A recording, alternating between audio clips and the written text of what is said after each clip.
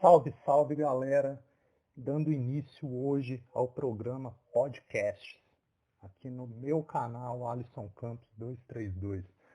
E o primeiro convidado trata-se de um amigo já de longa data, um grande amigo, Luiz Barros, essa fera de Goiás, que eu vou chamar ele agora. Aqui é tudo no improviso, por ligação mesmo. Então, bora buscar o contato dele aqui e começar esse podcast.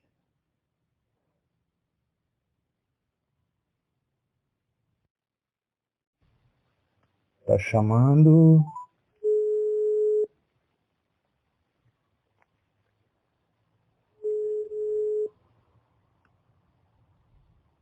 Meu caro amigo Alisson Campos. Fala, Luiz, beleza? Tudo beleza, meu caro? Tranquilo. Minas Gerais. Ah, tá bom, agora tá melhor. A chuva deu uma trégua por aqui. Cara, tem chovido muito aqui em Minas, muito mesmo. Uma coisa de louco. Vai dar aquela hidratada na bacia regional aqui, né?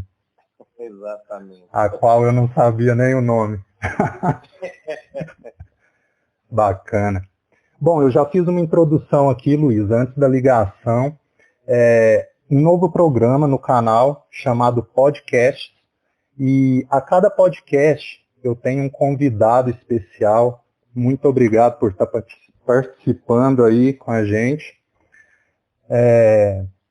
E podcast nada mais é do que um arquivo digital de áudio, né, que é transmitido através da internet.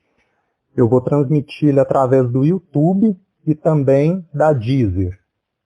Vou estar disponibilizando aí para a galera através dessas duas plataformas. Normalmente ele tem o propósito de transmitir informações, né? Diferente daqueles feeds de texto, o podcast ele é um feed de áudio, ou seja, o próprio texto para ouvir, né? Beleza, vamos aí para essa conversa, esse bate-papo. Bora! Sempre vai ter uma duração de cerca de 1 hora. Não vou prolongar muito além disso, porque eu acredito que 1 hora é o suficiente, dá para falar sobre muita coisa, diversos assuntos, e não fica cansativo, porque depois de 1 hora acaba que a atenção da gente começa a se desviar e a gente vai perdendo o foco, né? Exatamente. Bom, pessoal, o Luiz, para quem não conhece, ele é uma fera, um grande viajante do estado de Goiás, nascido em Rio Verde. Há muito tempo reside em Paraúna. O cara viaja com todos os meios possíveis, aí já viajou de carro, de avião, de moto. E a gente vai falar um pouco sobre a trajetória dele, ele vai deixar algumas mensagens aí durante o podcast e tentar compartilhar o máximo possível aí com quem estiver ouvindo e de uma forma descontraída. Então, vamos lá, né? Na descrição do podcast, pessoal, eu vou deixar alguns links como blog, um blog que eu criei agora, que eu estou postando alguns materiais por lá, perfis do Facebook, Instagram, tanto do Luiz quanto os meus e muito mais. Não deixem de conferir, eu vou deixar tudo na descrição do podcast, beleza? E teve uma aventura recente aí, Luiz, com o Jumentinho, uma Honda Pop 110i, acertei o termo aí por completo? Exatamente. Ah, bacana. Engraçado isso aí, cara, é muito interessante. Todas as pessoas me abordam, as pessoas que sabem que eu viajo por aí nessa moto, e aí eles falam, mas você viaja numa Pop 100, né? É interessante como que ficou aí no inconsciente da galera aí. A primeira Pop que saiu, que era equipado com motor de 100 cilindradas, ainda carburado, né? Então eles ainda lembram ainda da Pop como a Pop 100, né? Mas você foi na veia aí com a Pop 110 e de injeção eletrônica. Justamente. O motor 100 era o mesmo da Bis, A Bis C100? Isso, era o mesmo motor da Bis. A Pop foi uma moto criada justamente para, como o próprio nome já diz, para ser popular, né? Certo. Eles simplesmente deram uma simplificada na Bis, tirando carenagem, tirando o câmbio semiautomático, tirando partida elétrica, simplificaram a moto, mas o motor era o mesmo. Uhum. Depois também acompanhou a motorização de 110, né, da Bis. Mas logo saiu a Bis 125 e a Pop continuou com essa motorização aí de 110 com injeção eletrônica. E se não me engano, aquele motor C100 da primeira Honda Bis era o mesmo motor da Honda Dream. Eu acredito que sim, não tenho certeza não, mas eu acho que sim. Que foi um motor bem difundido, né? Um motor resistente. Apesar de pequeno, era um motor valente. Exatamente, é um motorzinho bem resistente mesmo. Tem o pessoal aí que ainda viaja nas Pop 100, né? E estão aí rodando, estão resistindo ao tempo aí, a quilometragem. A do Tibola é 100? Isso, do Tibola é 100. Bacana. Até mesmo tem alguns viajantes aí que fazem viagens de longa duração e longa quilometragem, até prefere essa Pop 100 pelo fato dela ser carburada. Então, muitas vezes na estrada você precisa de algum reparo aí, algum probleminha que dá, e a carburada é um tanto quanto mais fácil de colocar para rodar, né? Porque se dá um problema na injeção eletrônica aí na estrada, pouco a gente pode fazer para resolver isso aí, né? Até porque necessita de alguns aparelhos específicos e tudo mais. Exatamente. Já a carburada, a própria pessoa resolve, tira o carburador, desmonta tudo ali, limpa, lubrifica e tá nova, né? Exatamente. Em é uma questão simples, né? A motorização alimentada pelo carburador, mesmo que você não resolva ali definitivamente o problema que ocorreu, mas você consegue dar uma sobrevida ali para rodar um pouco mais até chegar numa cidade, alguma coisa assim, para ter o socorro. Sim. E a injeção eletrônica não dá para fazer muita coisa aí na estrada se o problema for diretamente na injeção, né? Verdade. Agora, em 2022, eu completo 10 anos aí de trajetória no motociclismo. Isso ainda vai demorar um pouquinho, é no mês 5. Mas as minhas duas primeiras motos eu comprei 0 km, que foi a CG, né, e depois a Teneré. E tive a oportunidade de adquirir a Tornado. Então aquilo ali foi uma escola, foi uma moto carburada, uma moto semi-nova, que já tinha mais de 10 anos de fabricação, então seria um desafio ali totalmente diferente. E a questão do carburador, a injeção quando ela dá problema, ela simplesmente para, não tem o que fazer, não tem como seguir viagem. E o carburador ele já deu problema de romper o diafragma e eu segui viagem. Lógico, a moto não tinha a desenvoltura que deveria ter, eu conseguia colocar no máximo 80 por hora, mas viajar a 60, 80 é melhor do que não viajar, né? Exatamente, isso aí é o que atrai o pessoal aí que às vezes está na estrada para longas viagens de longa duração, e também lugares com pouca estrutura, né? Lugares ermos aí, como a região norte, a região amazônica, ou até mesmo aí esses países vizinhos, com esses desertos e regiões assim que você passa muito tempo sem uma cidade, sem uma estrutura. Então, uma moto carburada, ela teria aí uma condição de reparo, e que você tocasse um pouco mais à frente aí, muito mais facilidade, né? Algumas ferramentas daria para poder resolver. E a injeção eletrônica, se o problema for especificamente ali, aí já complica. Apesar de ser motos assim também muito confiáveis, né? Sim. Com a manutenção direitinha, com combustível de qualidade, que nem sempre é possível, né? A gente sabe muito bem disso aí, nas compras de gasolina aí, nas garrafas PET aí, nas Roraima da vida, né? BR-319. Venezuela. Nem sempre é possível você ter um combustível de boa qualidade. Então você está sujeito aí a problema aí no sistema de alimentação da moto, e se for injeção eletrônica, complica um pouco aí. Verdade. Bom, sobre a aventura com a Pop aí, a aventura que foi concluída no Chuí, você percorreu os 4 pontos cardeais do Brasil.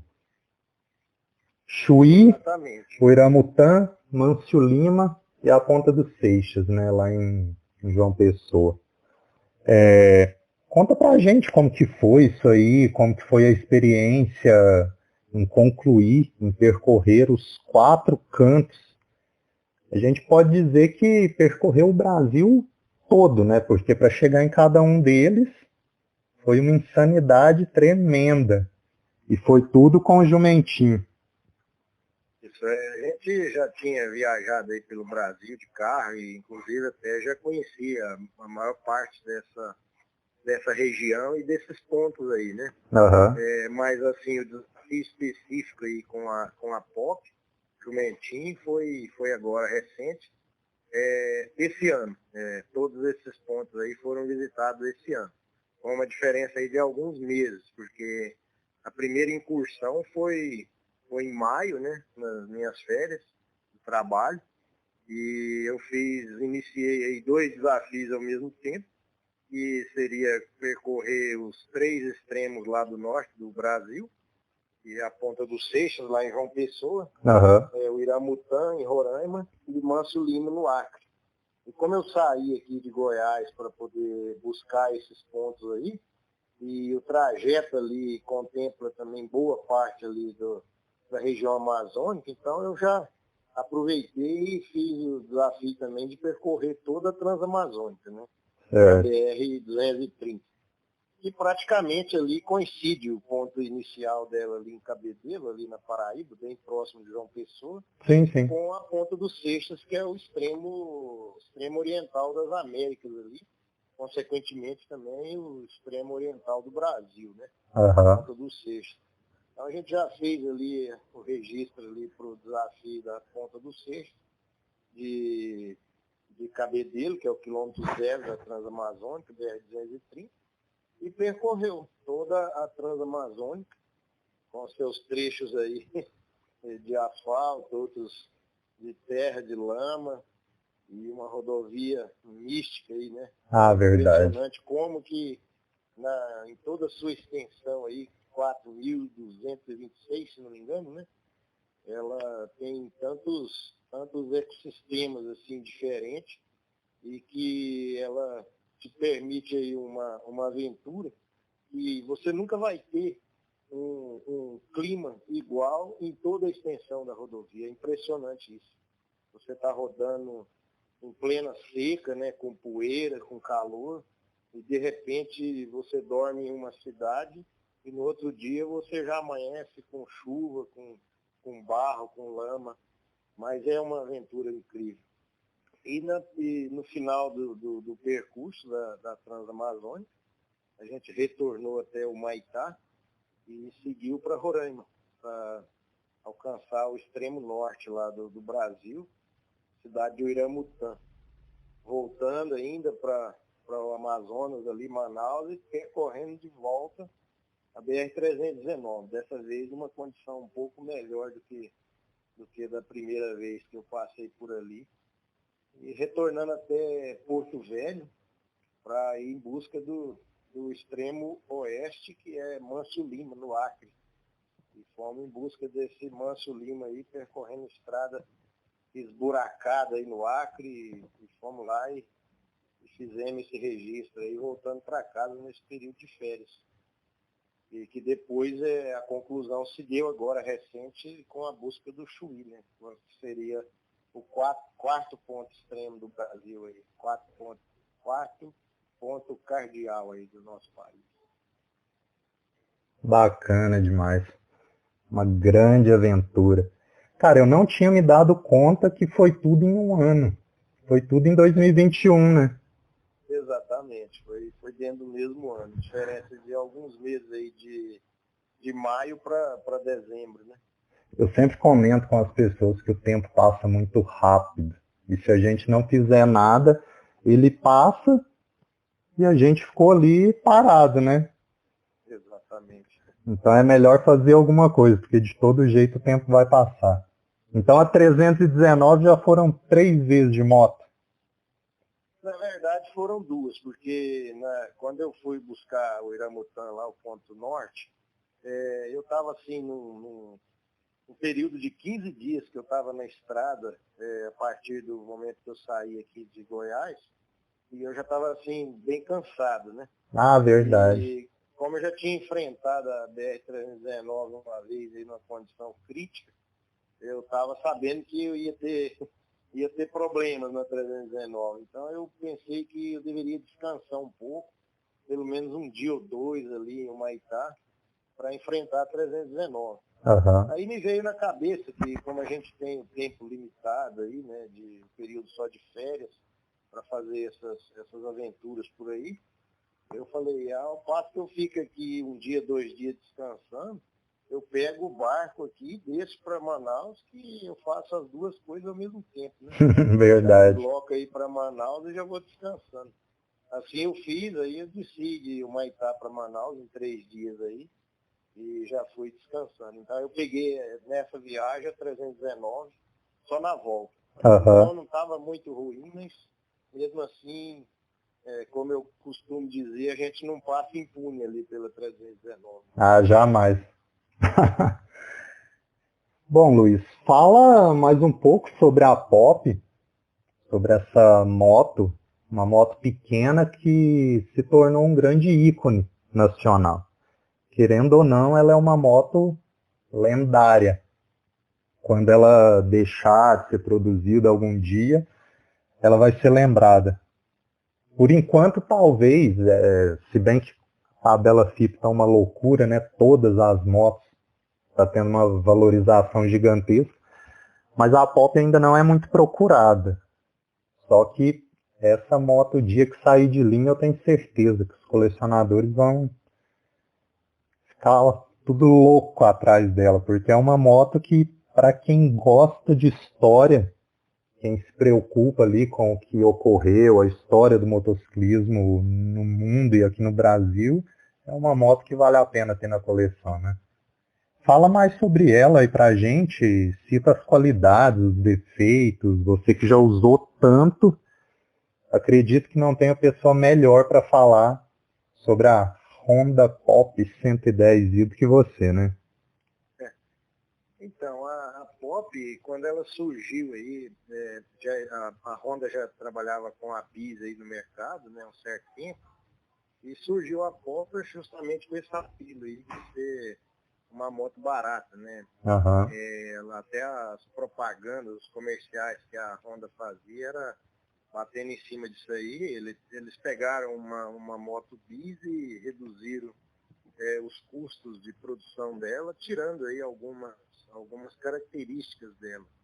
E naquela época, cara, foi muito assim, pelo menos aqui na nossa região, foi muito discriminado, né? Porque o pessoal achava ela muito feia, né?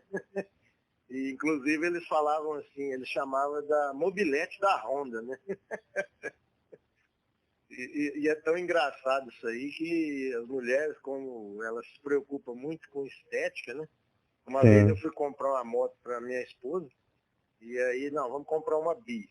Aí eu pensei, falei, vamos comprar uma Pop, porque eu queria que ela criasse habilidade aí em pilotar uma moto com embreagem, né? Que a Bis, ela tem o câmbio semiautomático, então eu iria acostumar aí a pilotar uma moto com embreagem. Uhum. Ela não quis de jeito nenhum, né? Não quis. Falou, não quero esse negócio feio, não.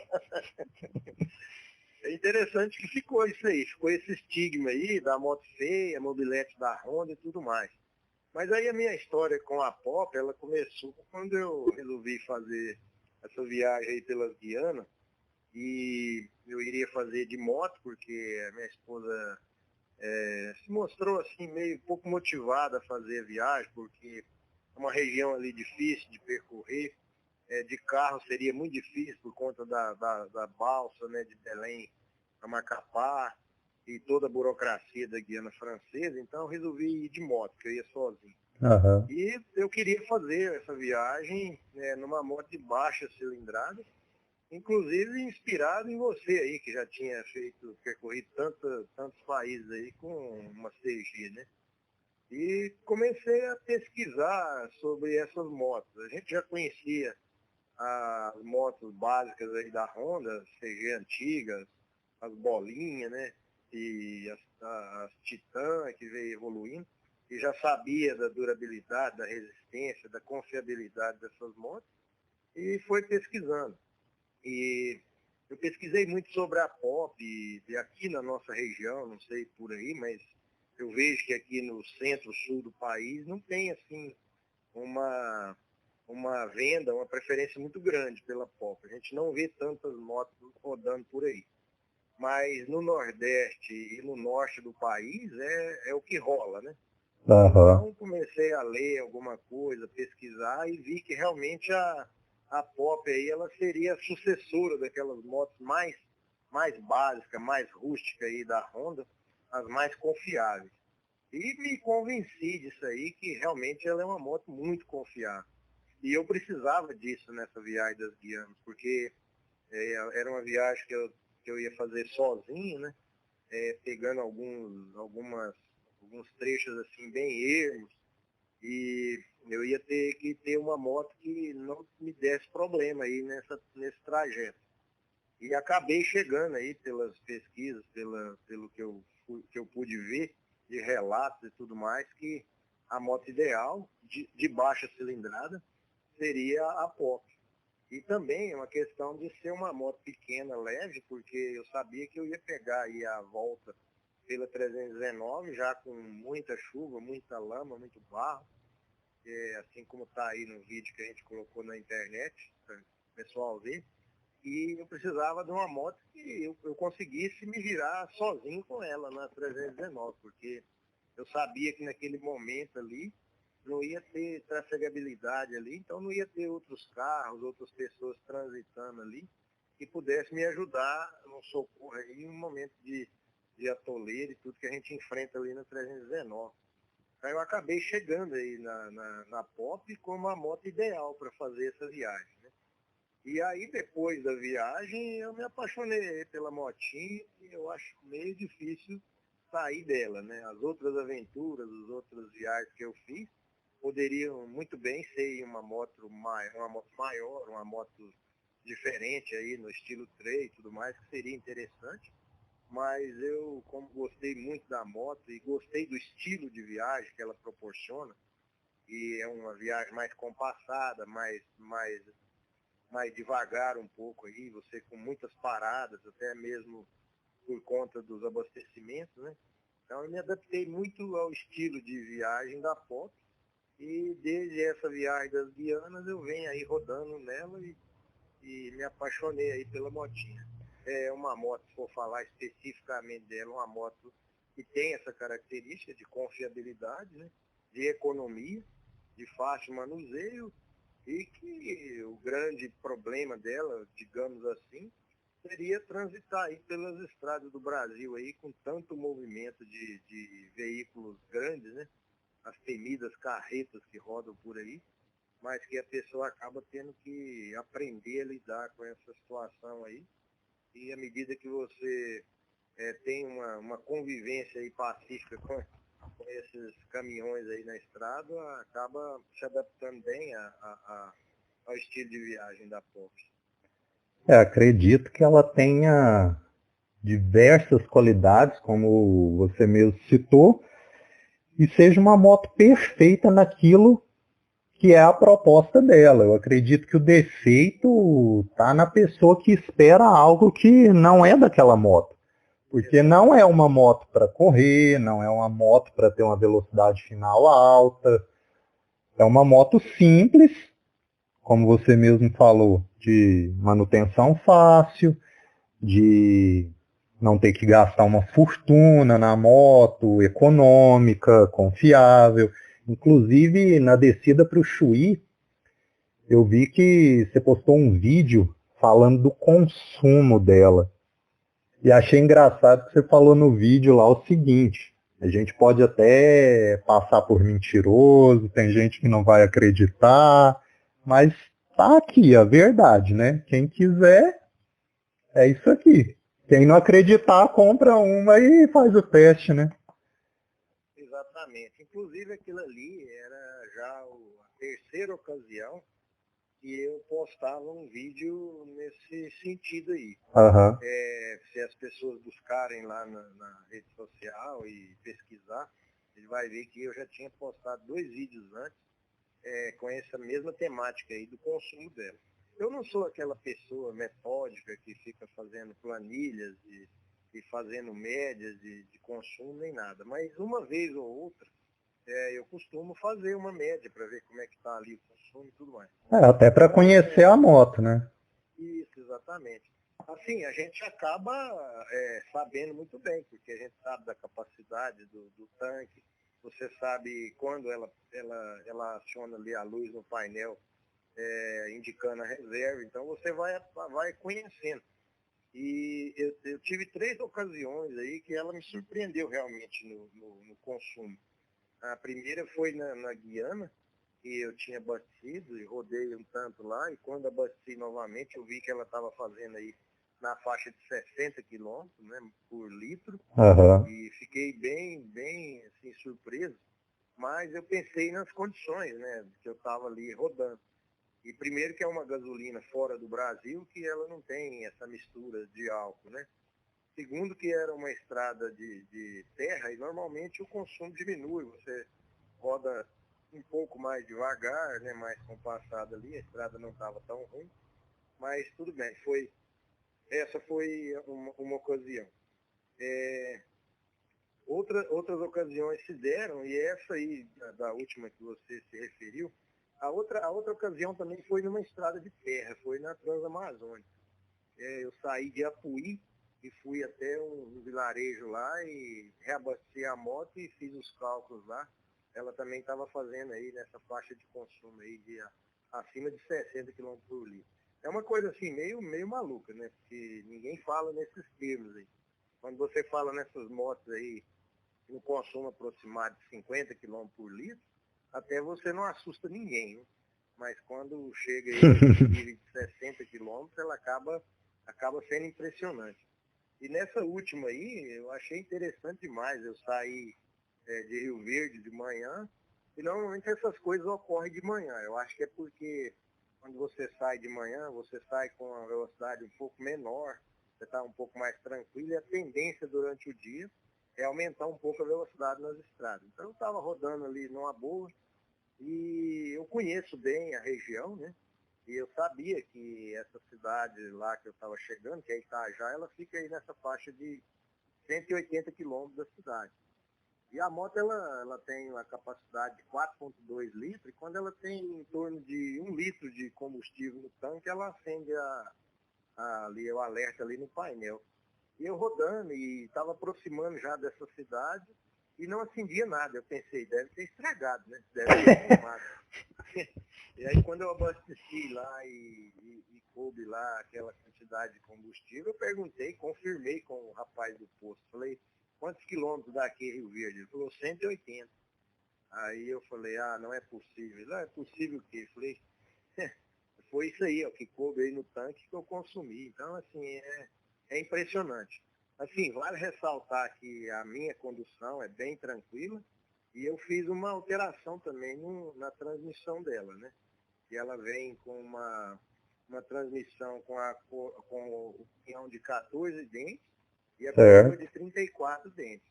E eu rodo, eu coloquei uma configuração aí de pinhão de 15 e coroa de 30.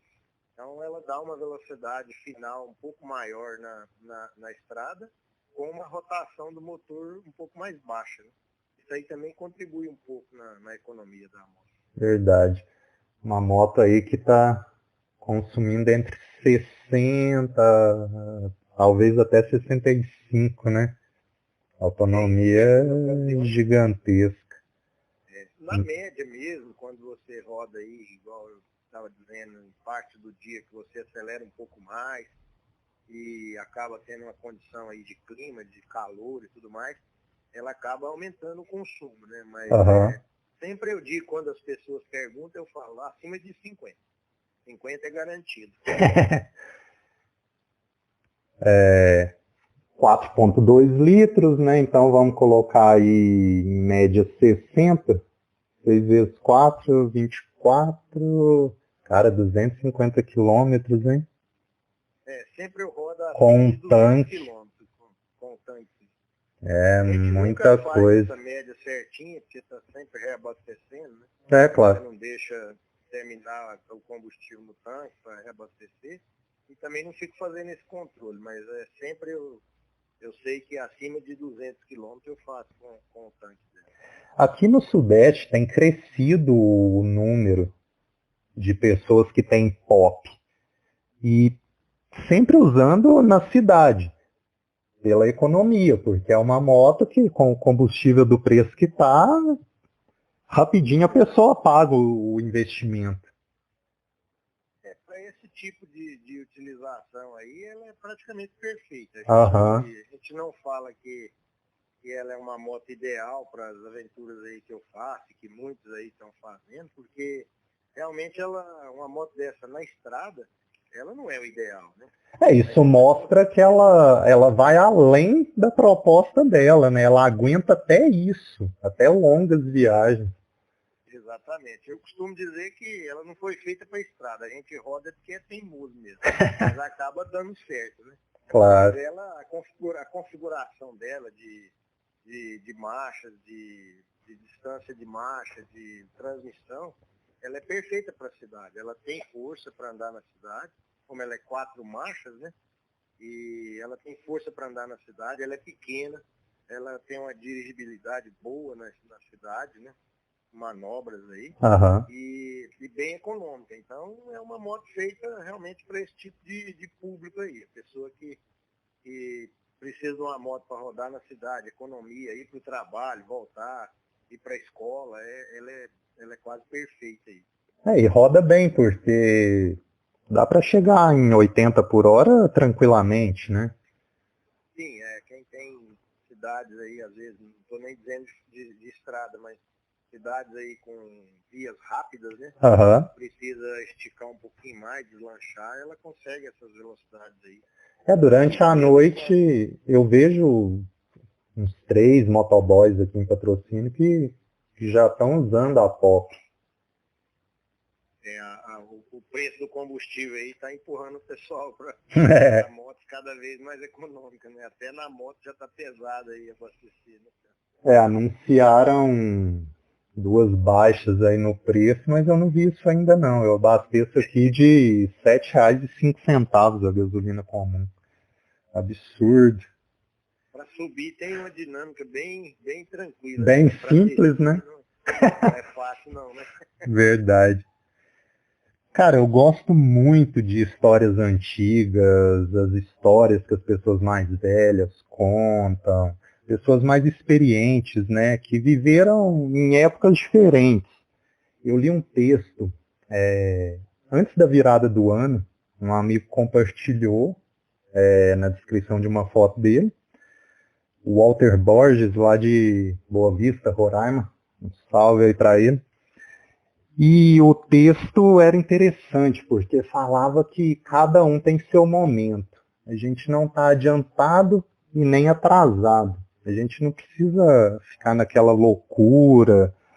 Às vezes a gente escuta até alguém falar, eu estou vivendo na época errada. Não tá, cada um está no momento certo, então não precisa essa loucura toda, essa ansiedade. O futuro a gente não sabe, né? O passado tem que estar no lugar dele, né? Que é o passado. Resta a gente aprender com quem já viveu para não cometer os mesmos erros, né? Valorizar a história.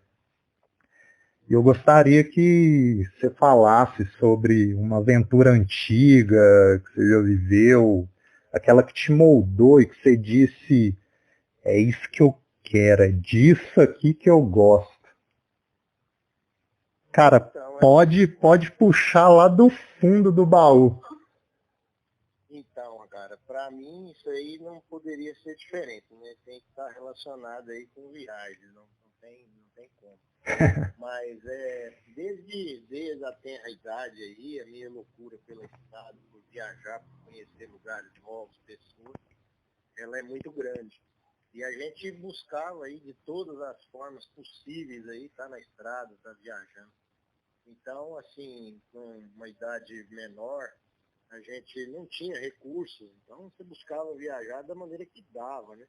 E a gente tinha naquela época a possibilidade da viagem aí de carona, né? Que isso aí praticamente desapareceu hoje em dia. É, Aquela carona ali da beira da estrada, que você mete o dedão ali, o cara para, carro e te leva, né?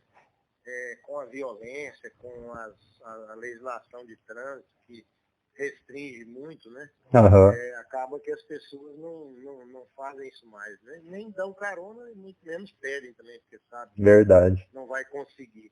Eu lembro que muitos estudantes universitários faziam isso para voltar para casa da família.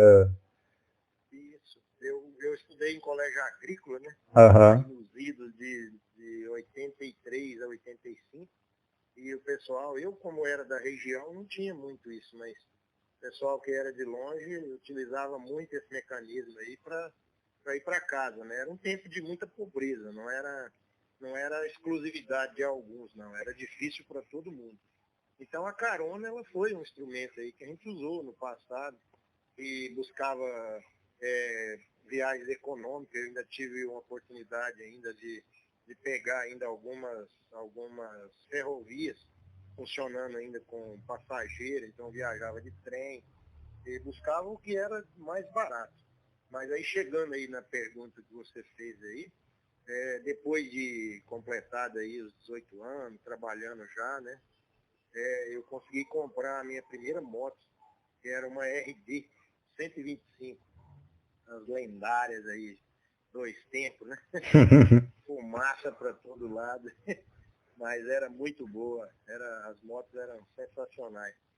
E essa moto eu fiz uma viagem, acho que diria que seria a primeira viagem mais longa que eu fiz.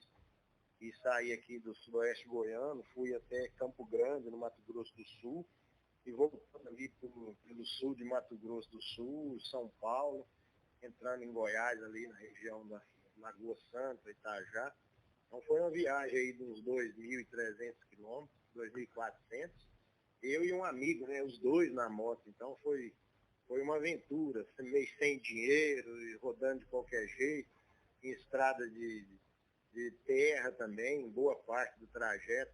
Essa foi uma aventura que marcou muito e que eu acho que chega nesse ponto aí que você falou. E é isso que eu quero para minha vida.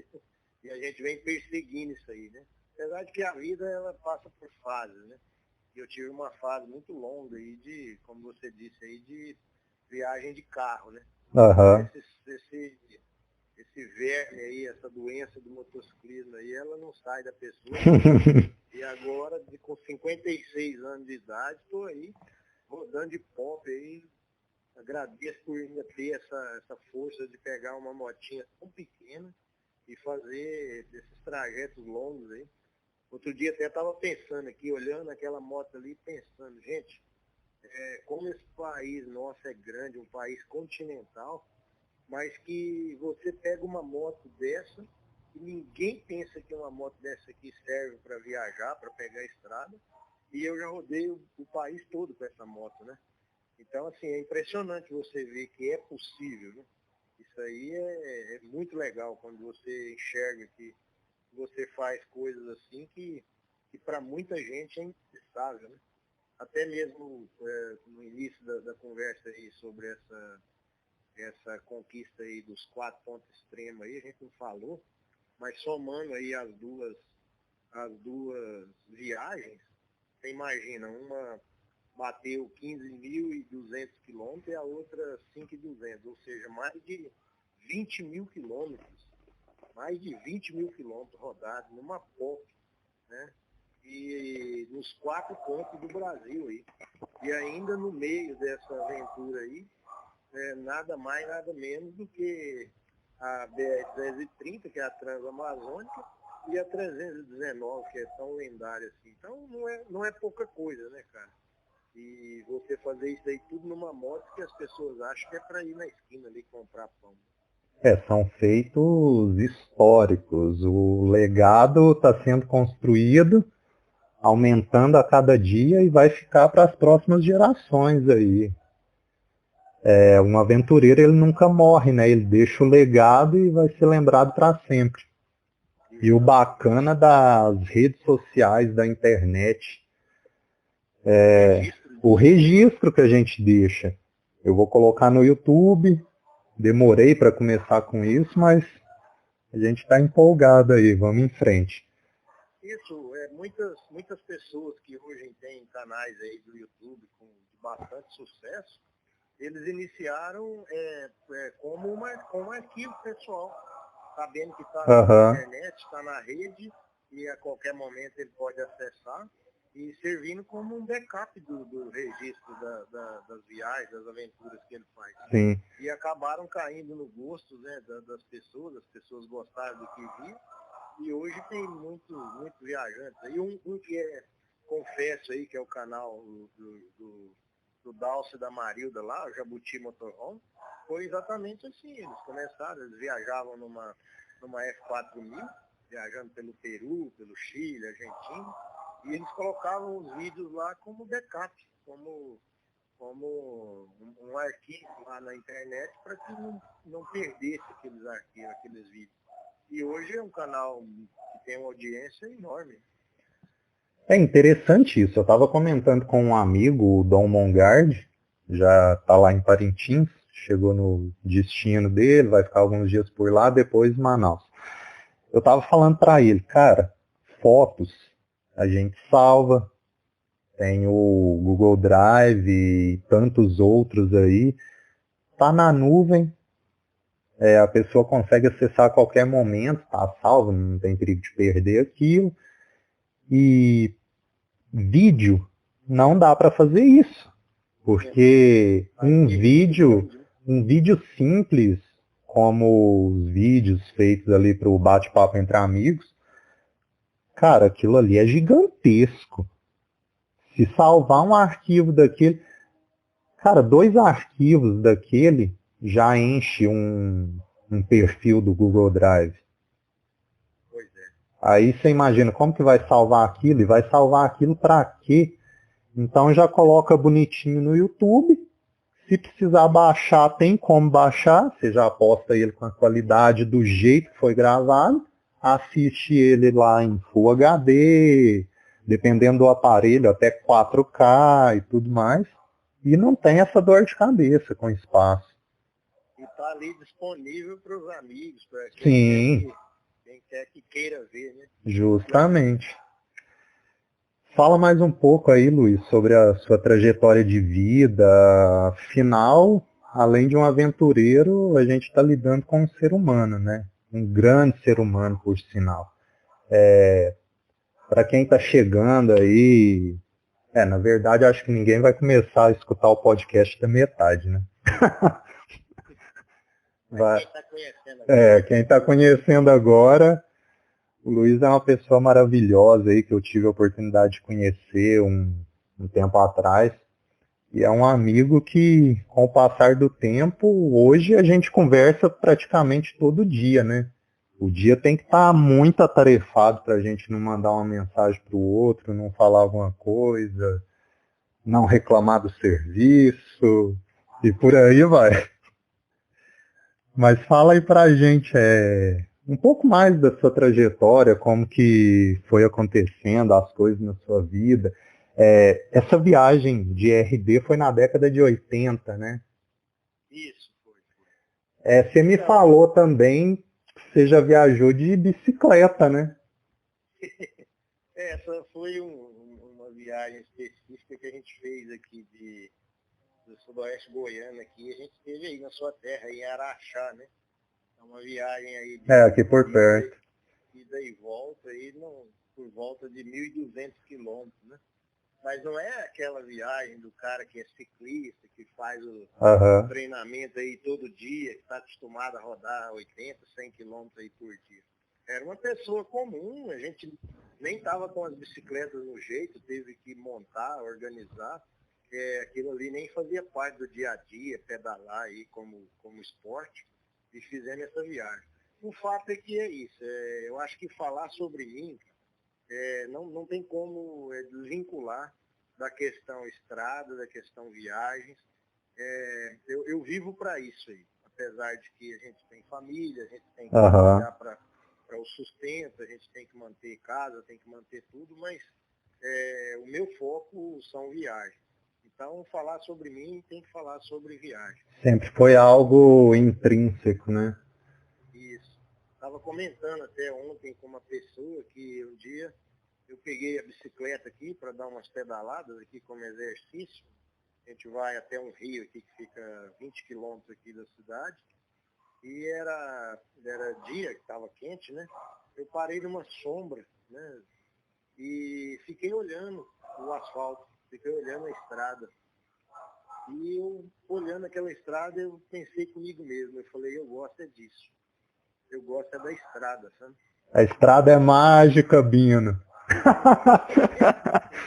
Essa é a frase. Então, assim, você viaja por aí, roda, você chega numa cidade para procurar um lugar para dormir ou para visitar um amigo, alguma coisa assim, mas você fica louco para sair dali. Você quer pegar novamente a estrada, quer pegar a rodovia, quer pegar a estrada de terra, seja lá o que for, para deslocamento, porque a estrada parece que é o habitat natural da gente, né?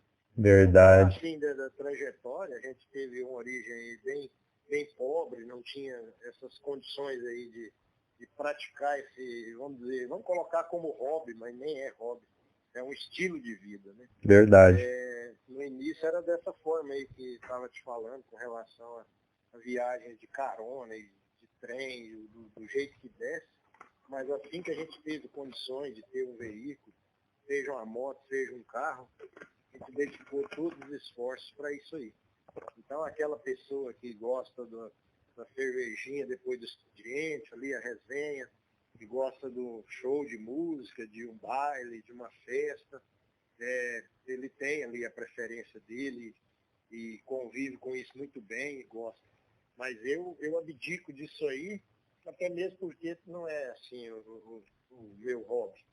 E eu concentro todos os meus esforços nas viagens, que normalmente são anuais, né? Pelas viagens maiores, porque a gente trabalha de empregado.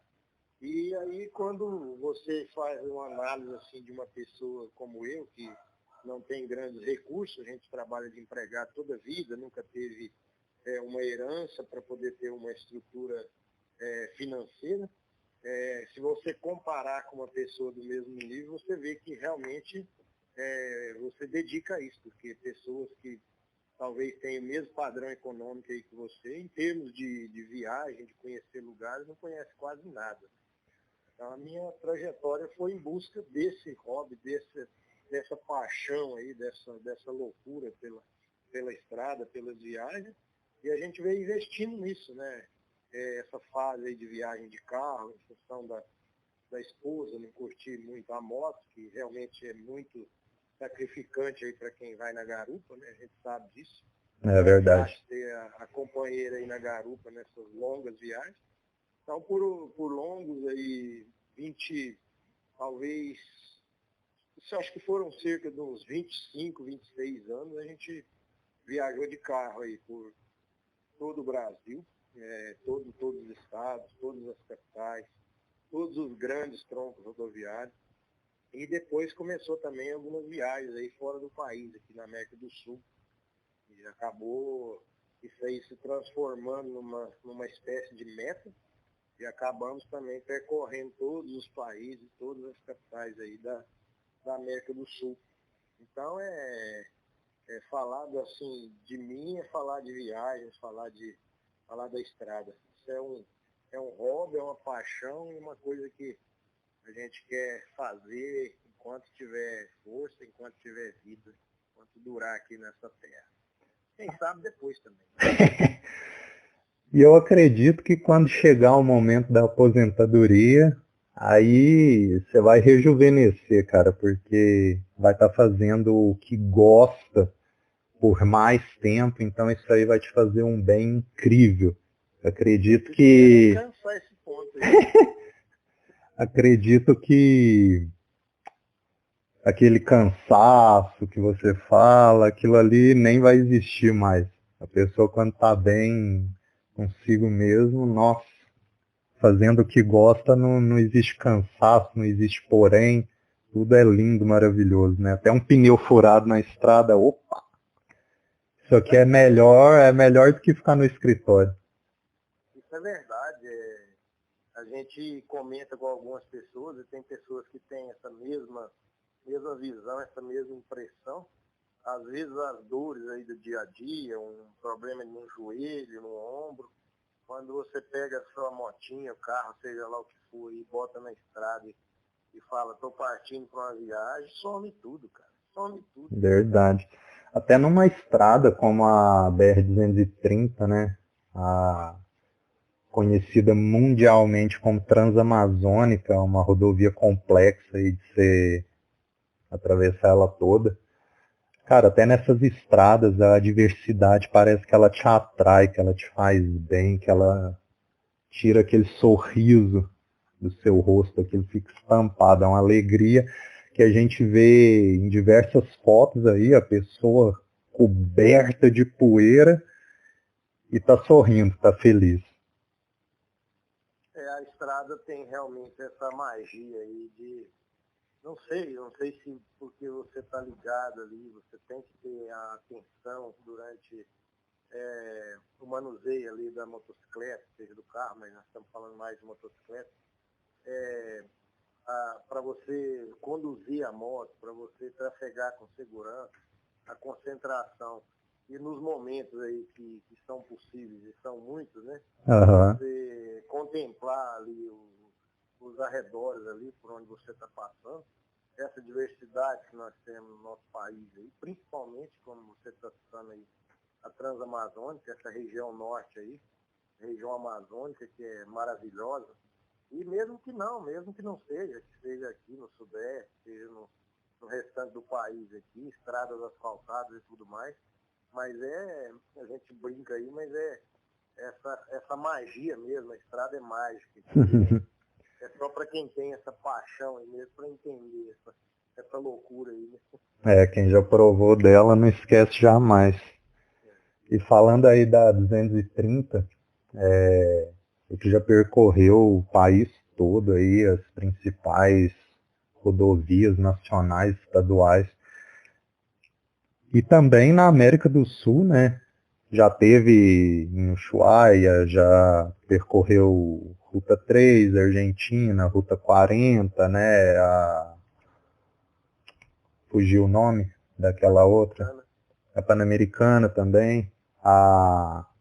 Aquela outra, Carretera Austral. São estradas mágicas, né? Que tem uma mística em volta delas. E eu acredito que no mundo todo a Transamazônica ela está entre as principais rodovias do mundo para quem gosta de percorrer, para quem gosta de aventura, né? É uma estrada icônica, mítica mesmo. É verdade, cara. E, assim, a gente que está nesse meio aí, está sempre lendo alguma coisa, vendo um vídeo e vendo redes sociais e tudo mais, é impressionante você perceber e ver. Eu que tenho realmente um vídeo lá no YouTube, e as pessoas comentam muito, e você vê uma pessoa assim fazer como um objetivo da vida dele, uma meta da vida dele, percorrer uma dessas estradas aí, isso é fantástico. Imagina a pessoa dedicar os esforços, os recursos dele, as economias, adquirir um equipamento aí, uma motocicleta, alguma coisa, para poder percorrer uma estrada dessa. E a maioria das vezes, ele passar praticamente boa parte da vida dele planejando, sonhando e elaborando uma viagem dessa e por final executando uma viagem dessa, é uma coisa fantástica. Imagina a satisfação, né, de realizar uma viagem dessa, de percorrer uma estrada dessa, tipo a carretera austral aí que você citou. Quantas pessoas sonham em transitar numa rodovia dessa? Verdade. A gente fica boa parte da vida se dedicando a isso, a planejar, a conquistar recursos aí para poder fazer. E com certeza, sem dúvida nenhuma, a Transamazônica é desejada por muitos e muitos mesmo. A gente que é daqui do Brasil muitas vezes não valoriza tanto, né? Mas e a gente... e tudo mais, eles, a maioria deles, o maior sonho é percorrer uma rodovia dessa. E que bom que a gente conseguiu, né? Verdade. Percorreu essas estradas e viu toda essa natureza. E hoje tem essa história aí para contar, né? Porque pra gente, querendo ou não, tá perto. Se for comparar com um asiático, um europeu, um africano, a Transamazônica já atraiu pessoas dos 5 continentes. Imagina a logística para o cara ter que ou alugar uma moto, comprar uma moto, sei lá, trazer uma moto para poder percorrer a rodovia. E nós estamos aqui, né, dentro do país, como essas outras que a gente está dizendo aqui, da América do Sul, né? E é um pouco mais distante, mas nós podemos ir rodando, podemos percorrer ela. E a pessoa sai de outro continente para poder percorrer. A logística dele seria semelhante a uma logística nossa para percorrer a Transiberiana. Seria algo semelhante. Cara, quer dizer, quase para quem tem recursos aí mais escassos aí, quem não tem tanta grana, quase impossível, né? É algo que beira o utópico, né? Isso. A gente fala de tudo um pouco aqui, não fugindo totalmente das viagens, porque a gente costuma apreciar isso durante as viagens também, mas sobre um estilo musical que você mais gosta, fala um pouquinho aí e indica uma música. Vai ter que escolher uma música para a galera que está acompanhando o podcast, para esse pessoal escutar depois. Cara, eu sou meio eclético aí com relação a gosto musical. Inclusive pela idade, a gente já passou por várias fases, né? E passou pelo um período aí de ouro da música, que eu julgo que foi a década de 80, e aí algum resquício aí da década de 90. Então, a gente apreciou muito o surgimento aí das principais bandas de rock nacional, um movimento musical e criativo num período de ouro da música que eu julgo aí. Tanto que até as pessoas mais novas aí, que nasceram depois desse período, ainda ouve e curte e gosta dessas músicas. Então, eu sou um deles. Então, é uma comprovação de que realmente foi uma época de muita criatividade e as músicas eram fantásticas. Mas isso aí é um negócio tão interessante, que você fazendo a pergunta aí, eu me lembrei de uma situação aqui. Quando eu fui fazer o Arco Norte lá, percorrer a Viana, em Belém eu fui recebido lá pelo mestre Kami, né?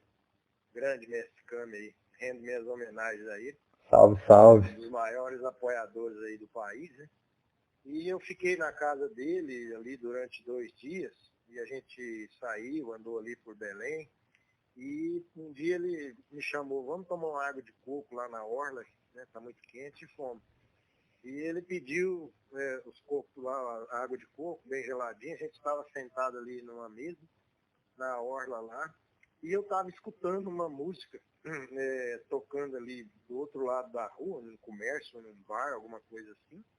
E era uma música, era uma música muito antiga, e fazia muitos anos que eu não ouvia aquela música, né? E aquela música me tocou ali naquele momento, e acredite ou não, eu acho que você acredita, muitos dos que pode estar nos ouvindo aí, pode também ter passado por essa experiência. Aquilo ali estava, talvez, acho que estava no meu 6º dia de viagem, e eu fiquei 28 dias na estrada nessa ocasião. Ela tocou na minha cabeça os outros 22 dias que eu percorri esse trajeto aí, até chegar em casa novamente para talvez prestar atenção em outras coisas e tirar aquela música da cabeça. Então, assim, a música, ela tá realmente ligada a isso aí, né? Lembra que música que era? Lembro, não tem como esquecer, não. Essa música chama Because I Love You. Se não me engano, o grupo é Homo Sapiens. Marca aí, quem estiver ouvindo aí, tem como voltar voltar a fita aí, né? E ouvir. O grupo chama Homo Sapiens e a música chama Because I Love. Mas e a sua indicação? Muito antiga. Ela é uma música muito antiga e às vezes muitos dos que podem estar ouvindo aí nem a conheço, mas o fato é que essa música ficou tocando na minha cabeça a trajetória inteira.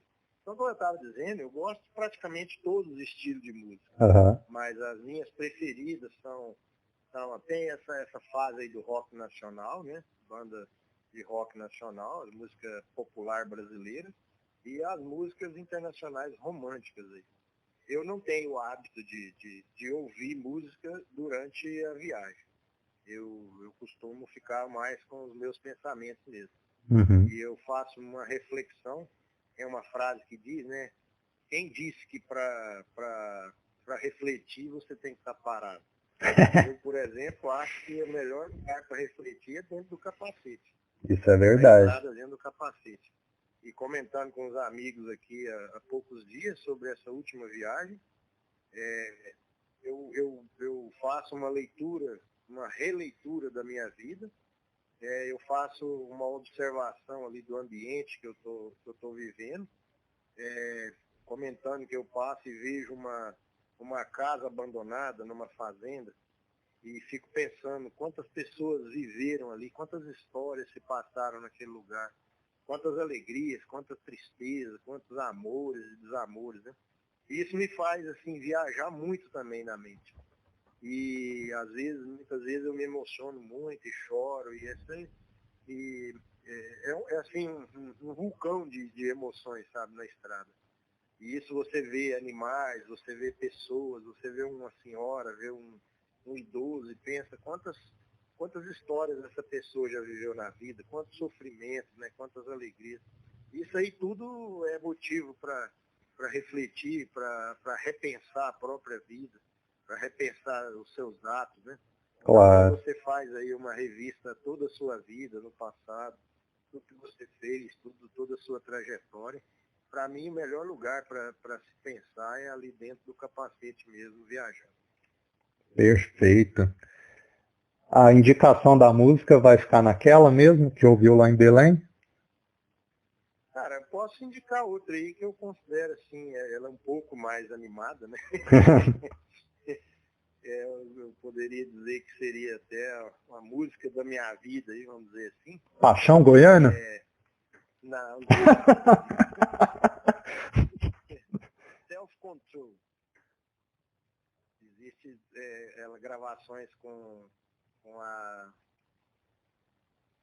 o Raf, né? Uhum. E, se não me engano, com não sei pronunciar direito, Laura Bright, uma coisa assim. Ah, Chama certo. Self-Control, que em português seria, traduzindo aí, autocontrole, né? Aham. Já é uma balada mais forte aí, uma música muito legal, eu acho até para viagens é muito bom. Não pode se deixar levar e acelerar demais. Até eu vou pesquisar depois, não estou lembrado dela.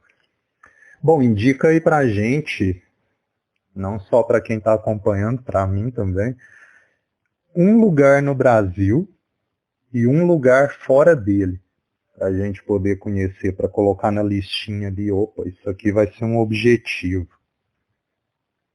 Cara, essas perguntas aí é só para colocar o cara numa furada mesmo, né? Imagina, gente que anda tanto por aí, conhece tantos lugares, indicar um lugar, né? Mas calma que o bombardeio vai depois dessa aqui. É o ping-pong. O bombardeio tá vindo ainda.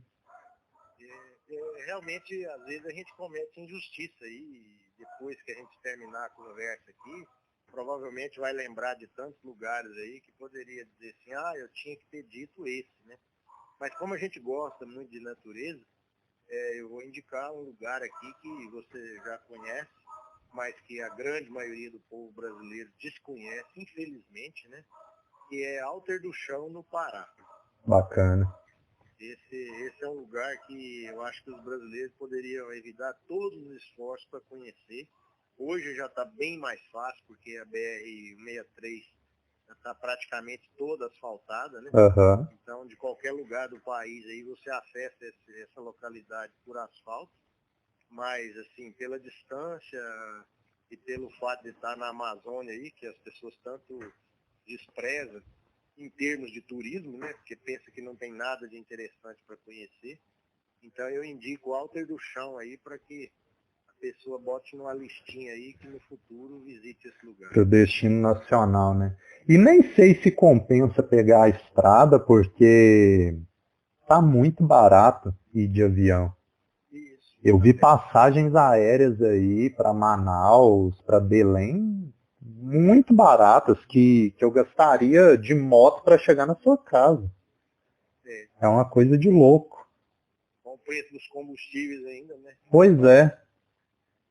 Vai entender. E o destino internacional seria? Cara, aí vai complicando cada vez mais. Você poderia pelo menos dividir essa pergunta assim entre montanha, mar, né? Mas não que seja o melhor destino. É um destino especial que quem for lá não vai se arrepender. Eu sempre esses lugares impactantes assim que a gente vai e que você fica sem palavras quando está ali diante daquele lugar. Uhum. Isso aí eu já, felizmente, agradeço muito por ter tido a oportunidade de ter vários desses lugares na minha vida, né? Então, assim, uma água azul do Mar do Caribe, isso aí não tem nada não tem dinheiro no mundo que pague, né? Você conhecer um lugar desse. Mas eu vou ficar com um lugar, vou indicar esse lugar, que é o Glaciar Perito Moreno, em El Calafate, na Argentina. Cara, esse aí já tá na minha lista. Tá na sua lista. Tá. Esse tá. Com certeza, quando você estiver diante daquele paredão de gelo azul, de 70 metros de altura, e você perceber assim que o clima ali ao seu redor está um clima agradável, ameno, fresco, mas não frio, e você olhar aquele paredão de gelo, você vai se impressionar e falar, meu Deus, como é que isso aí se sustenta, né? Isso aí era para ter derretido, não era para estar aí na minha frente. E é engraçado que ele tem uma característica única, que ele cresce, não é isso? É o único. Enquanto tudo está se derretendo, ele está crescendo. Eu tive a oportunidade de conhecer o glaciar Pastoruri, lá em Huaraz, no Peru, norte do Peru. E quando eu fui lá, que já fazem o quê aí, sei lá, 5 anos, talvez mais, naquela época eles falaram que ele tinha um prazo de validade, que ele ia durar 14 anos. Então hoje ele está com menos de 10 anos aí de prazo de validade. E como você está dizendo aí, o Perito Moreno é o contrário, ele é um glaciar em expansão. É muito impressionante. Incrível, né? Bom, agora a gente vai dar início aqui ao bombardeio no podcast, que são alguns pontos aí para finalizar. Olha, era para registrar 1 hora, a gente já está com quase 1 hora e 10 minutos aí, mas não tem problema, é em torno de 1 hora. Isso aí, o bom é que pelo celular aqui, a gente fazendo essa gravação num estúdio improvisado que é o meu quarto, a gente consegue manter o tempo. A abertura do bate-papo entre amigos que a gente gravou na sua casa, eu não tinha atinado para isso ainda. E era para ter passado de 10 minutos, a gente tinha muito para falar, só que eu pensei que já tinha até estourado o tempo, né? E acabou que foi um vídeo um pouco mais curto. Porém, até hoje, o mais acessado do canal. Coincidência. Luiz é sucesso.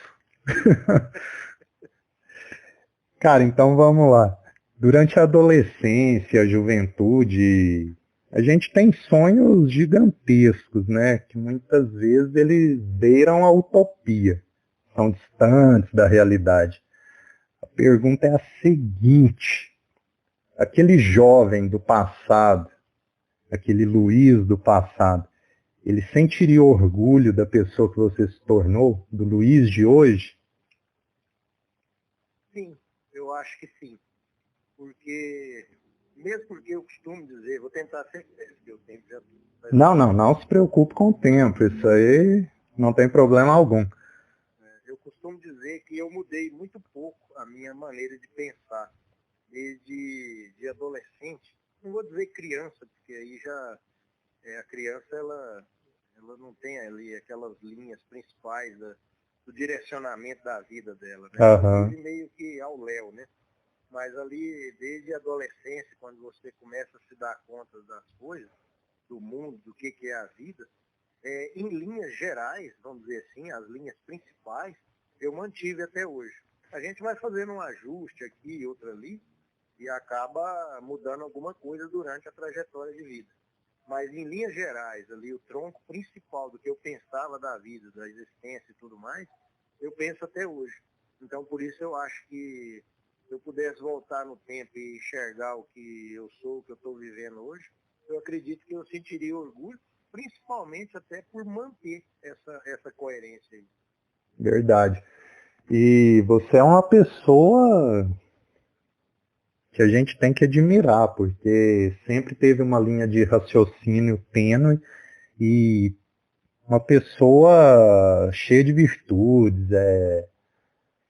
que sempre busca o melhor para si, para os demais que estão por perto, já vai completar aí o que eu completo de idade, passa 2 meses você completa de casamento, é algo que a cada dia que passa está mais raro.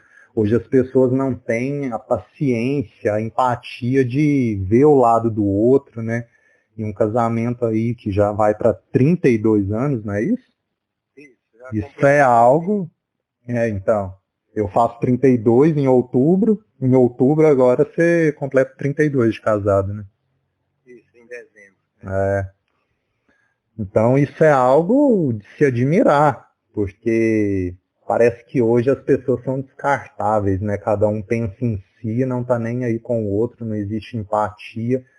E conhecer pessoas como você, que pensa no coletivo, isso faz total diferença. Muitas vezes as pessoas esquecem, né, que vivem numa sociedade. Bondade sua essa análise aí, mas eu aceito. Não, mas não é rasgação de seda, é a verdade. A verdade tem que ser dita. Legal que você vê dessa forma aí. Vejamos aqui. Cara, uma virtude. A gente falou já de virtudes aqui durante o podcast. Qual que seria uma virtude que, na sua opinião, não pode faltar em nenhum ser humano? Essa aí não tem dificuldade nenhuma em responder, cara. Para mim, é determinação. É uma coisa que falta em muita gente. Aham. Essa geração volátil que está aí, que ela vai seguindo as coisas ao sabor do vento, né? Como existe aquela frase da folha de bananeira, para onde o vento dá, ela vai. E ela não tem firmeza em nada que faz. Na primeira dificuldade que tem, ela desiste.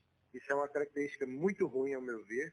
Uhum. Então, eu acho que a determinação, para mim, é a principal característica que a pessoa tem que ter. Cara, gostei muito da definição. Geração volátil. Depois da geração Coca-Cola, o negócio vai só piorando. Piorou mais. É porque o pessoal fala, geração Nutella, geração Danoninho, que não sei o quê. Mas essa definição aí foi boa. Cara, e se tudo acabasse hoje, você estaria satisfeito? Você diria, como o poeta e escritor chileno lá, Pablo Neruda, confesso que vivi? teria valido a pena tudo?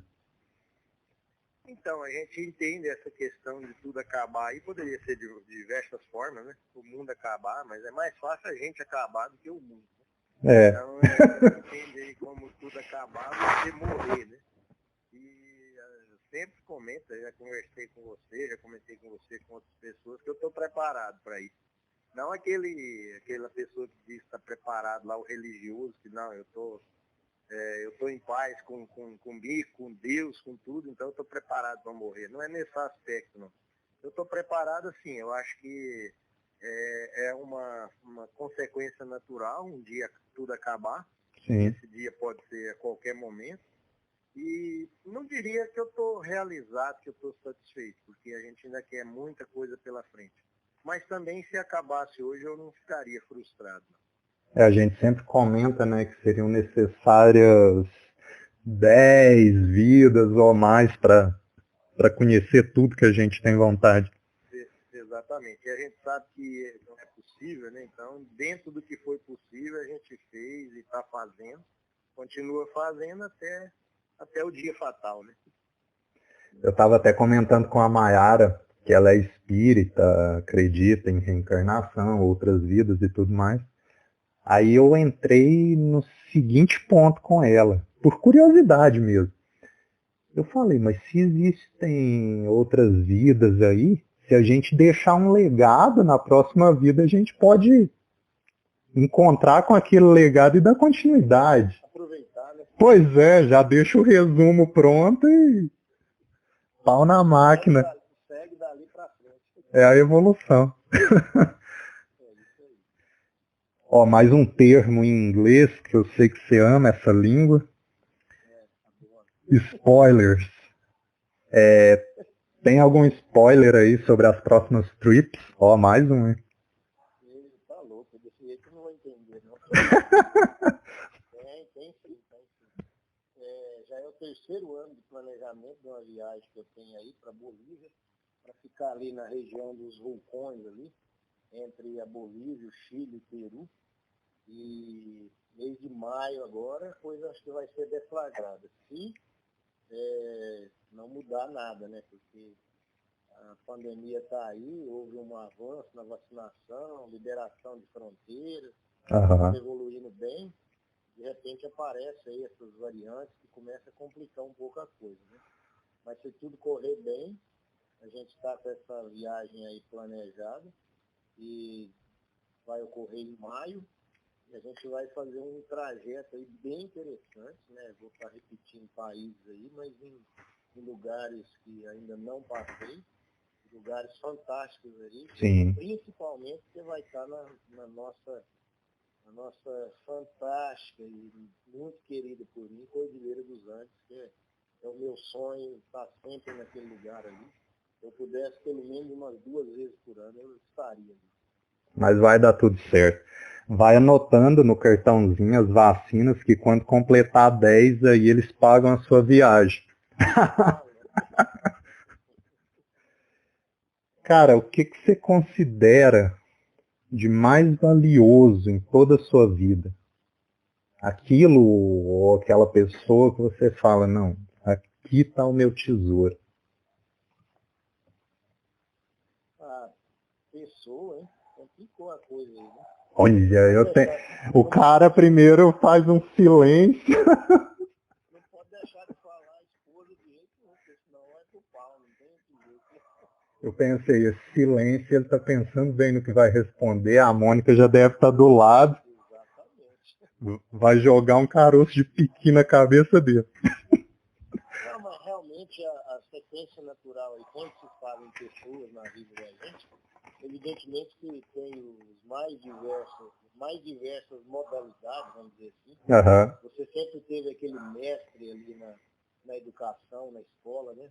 Eu, felizmente, tive alguns. A gente teve uma época, aí já seria tema aí para outro podcast, né? Mas eu já tive alguns educadores aí que passaram pela minha formação, que são aqueles verdadeiros mestres, né, que a gente chamava. Verdade. Era uma pessoa de conhecimento amplo de todas as áreas e principalmente sobre a vida, né? não só ali da disciplina que ele lecionava. Então você tem essas referências, tem a referência do educador, você tem a referência de amigos, a referência familiar, que sempre as pessoas vão estar bem mais próximas aí numa resposta como essa aí da pergunta que você fez, sempre do pai, da mãe. Verdade. E acaba na sequência aí natural seria o próximo núcleo familiar que você forma aí, que seria a sua esposa, né? Uhum. E para quem tem, que não é o meu caso, os filhos também, né? Eu diria hoje que seria minha esposa mesmo. Ó, a Mônica ficou feliz agora. Isso. Vou mostrar a gravação para ela. Manda um abraço aí pra ela. Valeu. Cara, as expectativas para o futuro, em meio a toda essa crise econômica, social aí que a gente está vivendo, 2022 é um ano que vai trazer mudanças aí. A gente tem as eleições agora em 2022 e não só mudanças na União, mas mudanças na sociedade. Quais são as suas expectativas para o futuro? Cara, a gente, todo mundo que vive em sociedade, né, ela tem uma responsabilidade social. Você realmente tem que participar de todos os processos aí, de tudo que contribui para a formação de uma sociedade melhor.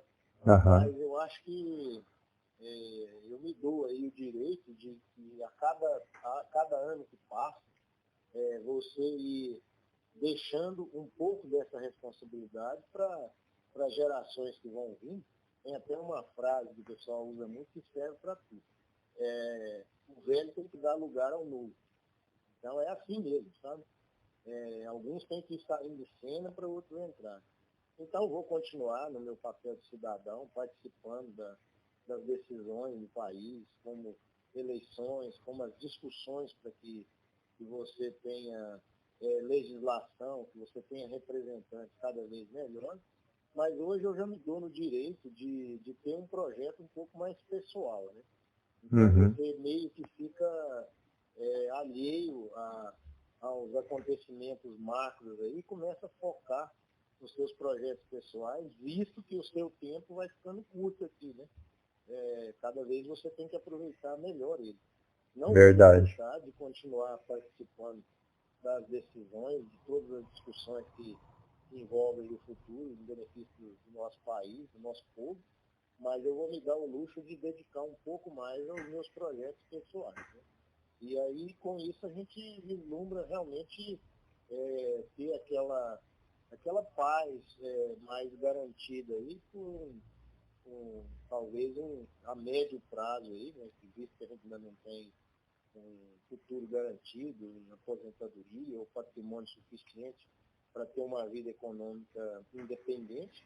Então a gente ainda está nessa busca aí, mas eu acredito que a médio prazo a gente vai ter um foco bem grande nos projetos pessoais para poder ainda curtir um pouco a vida aí, que é um pouco que resta aí pela frente. Deixar um pouco de lado o macro e focar no micro, né? Exatamente. Pensar em si. E por falar nisso, a Kombi, como que tá? Tá ajeitando alguma coisa já? Então, esse é um projeto aí do Mini Motorhome, né? Para fazer uma grande viagem, uma viagem de longa duração, mas ela ainda tá embrionária ainda, né? Então já tem a Kombi, já tá bom, né? O principal já vai tem. começar nos próximos anos aí a construção da casinha e em breve aí nós vamos ter um motorhomezinho minúsculo, mas o suficiente para fazer as nossas viagens. Cara, eu acredito que a gente vai se encontrar algumas vezes, viu? Durante essa jornada aí, porque mais ou menos daqui a alguns anos, naquela data que eu te falei, que é quando eu tenho como limite ali para partir para a Travessia das Américas, acredito que vai ser mais ou menos a mesma época.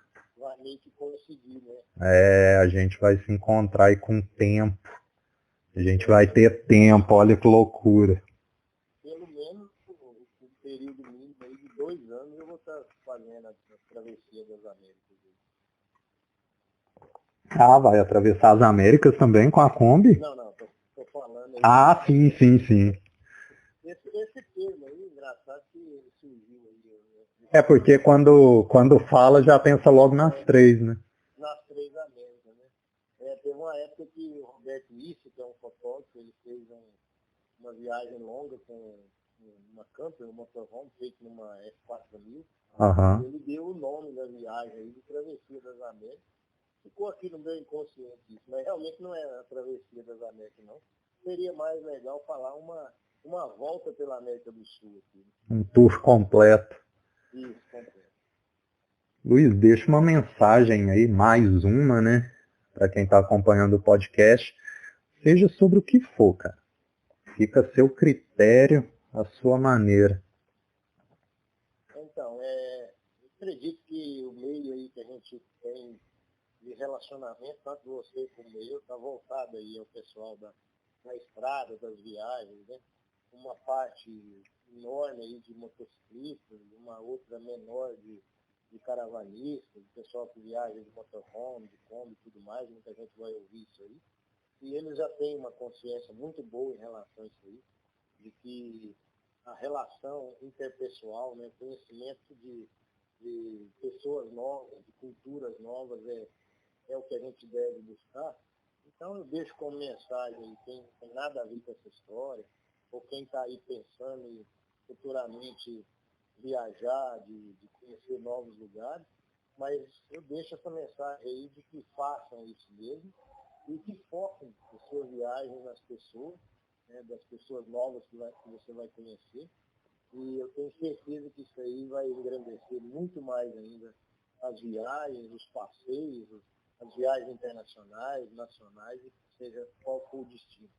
O conhecimento de pessoas e cultura, ela vai enriquecer muito, muito, muito essas viagens. Verdade. O interessante do podcast é isso, porque tem muita gente que está fazendo, tem canais exclusivos de podcast no YouTube, que o pessoal senta num estúdio e grava.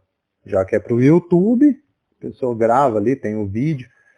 Mas, cara, a gente até comentou, meio que está voltando no tempo, né? Está voltando à época do rádio. O podcast ele surgiu nos grandes centros urbanos justamente para isso. O pessoal perdia muito tempo, ainda perde, em locomoção para o trabalho e para casa, né? Então, para que perder tempo se dá para fazer alguma coisa durante o trajeto, durante o deslocamento? O podcast é isso. Para quem tiver YouTube Premium aí, pode colocar o celular no bolso, deixar ele com a tela desativada, que vai continuar rolando da mesma forma. E para quem não tiver YouTube Premium, tem na Deezer também, que eu vou compartilhar por lá. Cara, tá fazendo alguma coisa, tá limpando a casa, tá em deslocamento, seja qual atividade for, coloca o podcast para rolar aí, vai escutar algo produtivo, não fica perdendo tempo. Se tá no ônibus ali, no metrô, no deslocamento para o trabalho, para algum curso, para a faculdade, vai aprender um pouco mais, vai viver o que o outro está passando, né? São experiências novas, são aprendizados, né? Que a gente vai compartilhar aqui no programa podcast. E isso é muito bacana. Gostei demais da gravação, Luiz. Não esperava menos de você, sempre superando as expectativas. Muito obrigado, porque você é um dos grandes incentivadores, cara. Se um dia o canal no YouTube decolar, provavelmente isso aconteça com uma grande viagem, né? Como a gente falou, vários viajantes aí criaram o canal para salvar os arquivos, para ter um arquivo pessoal ali de fácil acesso, e conforme o deslocamento foi ocorrendo, com o passar da viagem, com o conhecimento de novas culturas, novas pessoas, isso aí foi sendo compartilhado e disseminado em todo o mundo. Então chega um ponto que a pessoa, se ela parar e pensar, meu Deus, como que chegou nesse ponto, né? E acredito que a gente está no caminho certo. E o bacana é que o podcast eu posso gravar da forma que eu estou fazendo aqui. Em casa, eu não preciso estar frente a frente com a pessoa, então a gente elimina essa distância que separa uma pessoa da outra. Já o bate-papo entre amigos é outro programa do canal que eu quero manter daquela forma. Eu quero sentar com a pessoa quando eu encontrar com ela e gravar de forma rápida, em vídeo, cerca de 10 minutos. Aqui a gente vai mantendo cerca de 1 hora. Sempre dá aquela extrapolada no tempo, mas isso não interfere em nada. É qualidade para o que está sendo compartilhado. Realmente o podcast ele veio aí ocupar um espaço que estava aberto, né? Ele não Aham. tem tendência, ninguém vai mudar, vai migrar para ele, mas ele ocupou um espaço aí que é como você está dizendo, a pessoa pode estar em outros afazeres manuais, num deslocamento, até mesmo numa viagem, e pode estar ouvindo, sem problema, né? Não precisa desviar a atenção para o vídeo ali. E isso aí, você tem espaço aí no seu dia a dia para poder ouvir o podcast. E para quem tem uma boa imaginação e raciocina bem, é como se você estivesse vendo o vídeo, né? Justamente. E é o que eu te falei, o bacana é que a gente está de bermuda, tranquilo, em casa, não tem que se preocupar com a imagem que vai aparecer no vídeo, né? Isso. Pode beber água tranquila aqui, enquanto escuta o outro dialogando. Isso. É interessante. Porque eu fico meio preocupado com a imagem ali que aparece no vídeo, igual no canal lá, o Brasil Limit Riders, né, do Zé Matos. A câmera ainda estava pegando de lado, assim, toda hora eu ficava tentando corrigir, ficava torto no vídeo. Aqui a gente não tem esse problema, pode conversar até de cabeça para baixo que não tem problema algum. Muito legal, fica um bate-papo descontraído. Verdade. Bom, pessoal, eu vou colocar na descrição do podcast as redes sociais do Luiz, as minhas. E lembrando, para vocês se inscreverem no canal, seguirem, compartilhar com os amigos, que isso aí dá uma força gigantesca para a gente. A gente consegue chegar em locais, como o Geleia diz, que talvez a gente nunca vá, mas a nossa voz, o material que a gente preparou, compartilhou, esteve ali, justamente. Luiz, valeu, muito obrigado, cara. Abrindo mais um programa com chave de ouro. Daqui a pouco eu vou ter que te patrocinar com o canal, vai ser o garoto propaganda aqui. Valeu demais, cara. Eu que agradeço aí. É sempre um prazer conversar com você. A gente faz isso todos os dias, né? Nada mais agora nós estamos fazendo do que registrando isso aí para que outras pessoas possam ouvir também. É pouco mais de 1 hora e meia aqui. Às vezes alguém pensa, nossa, é um podcast mesmo, né? É porque esse pessoal não tem acesso ao meu WhatsApp para ver os áudios que o Luiz manda ali de 16, 20 minutos. Muito legal. Valeu, Luiz. Boa noite aí. Muito obrigado. E amanhã já vai ao ar o podcast. Beleza. Vou buscar sempre fazer a gravação na terça ou talvez até antes. E na quarta-feira a gente lança. Eu faço um anúncio. Fiz no blog hoje. Anunciei que teria um programa novo no canal, podcast. E a gente está encerrando a gravação aqui agora. Amanhã eu já tiro algum ruído que talvez tenha aí durante a gravação. Salvo ele bonitinho. YouTube e Deezer. Valeu, galera!